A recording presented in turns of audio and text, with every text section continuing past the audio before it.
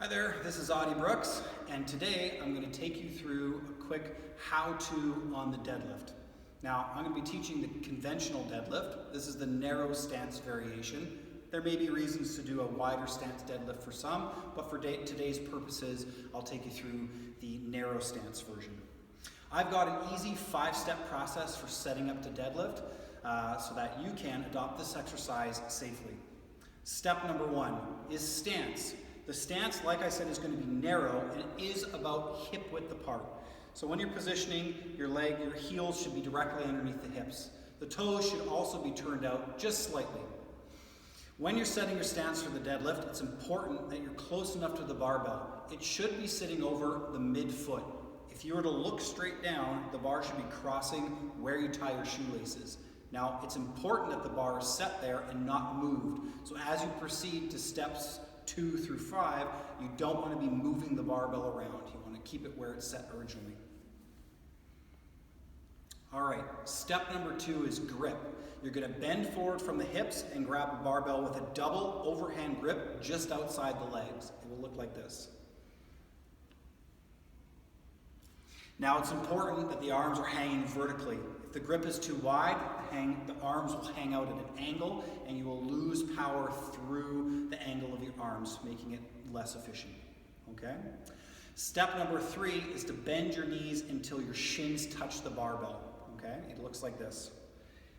Hands to the bar, bending the knees slightly until the shins make contact. Now from the side, it'll look like this.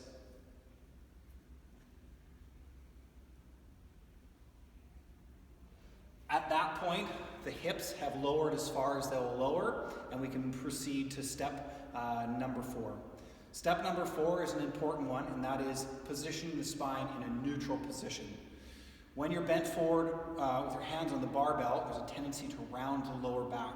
We need to get the back into an arched position where the lower back, the mid, and even the cervical spine or the neck is in a neutral position. So it would look like this.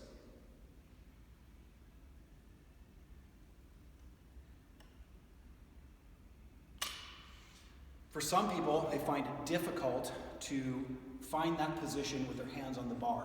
It's simply they don't have the mind-muscle connection with their lower back muscles.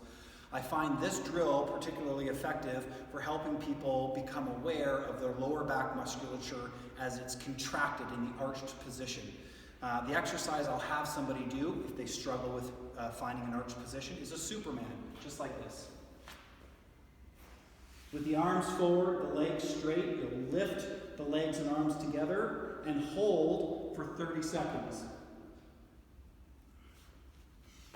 At the end of 30 seconds, the participant should feel the lower back muscles starting to work. You'll feel a little bit of muscular burn, which is good. That helps the person understand what it feels like to contract the lower back muscles. After somebody has done a Superman hold for 30 seconds, and possibly even 2 or 3 sets of that, we'll return to the barbell for step 4. Again, step 1 is stance. Step 2 is grip. Step 3 is shins to the bar.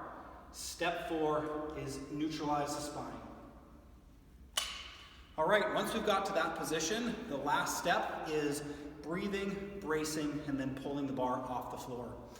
The breathing technique used for the deadlift is to breathe in prior to the lift, hold the breath, contract the musculature around your core, contract your lats by pulling down, and finally contract the leg muscles.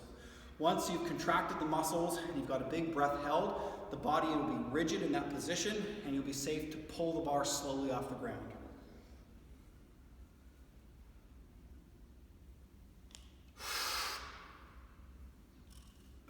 You can exhale at the top and then take another small breath of air in and lower the bar in reverse to how you lifted it.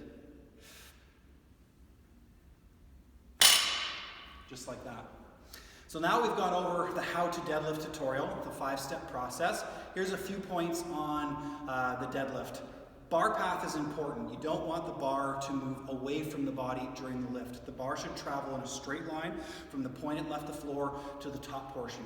You make sure the bar stays close to your body by keeping your lats tight and squeezing down.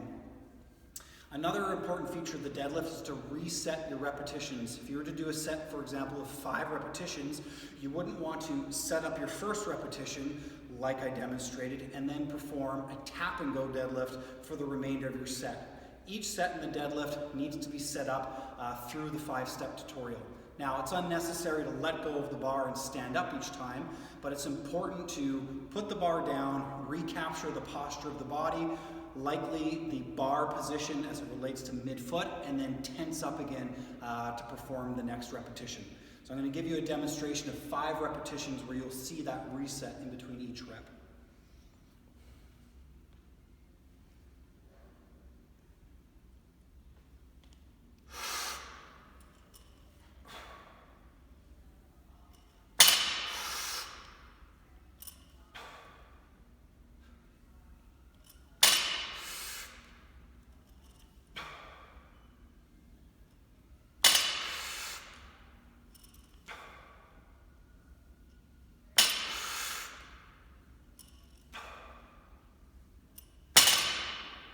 Right on. So hopefully that was helpful in learning how to deadlift properly.